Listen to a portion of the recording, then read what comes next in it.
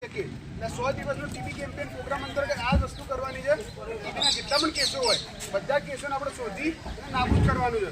તો હવે આપણને ખબર કઈ રીતે પડશે કે આ ટીબીનો દર્દી છે.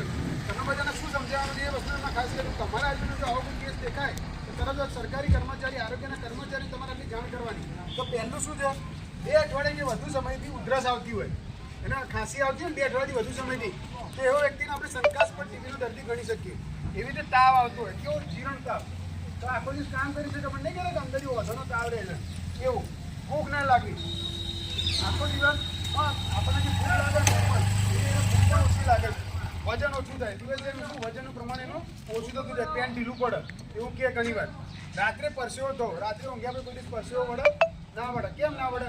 તમારું શરીર કામ ના કરતું પરસેવો કઈ રીતે વળે? પણ દિવસ એમાં પરસેવો વળતો હોય. સરકારની સહાય બી આપે છે. જો કોઈને નીકળે છે ને તો એના છે ને હાલ 6000 રૂપિયાની સહાય મળે છે.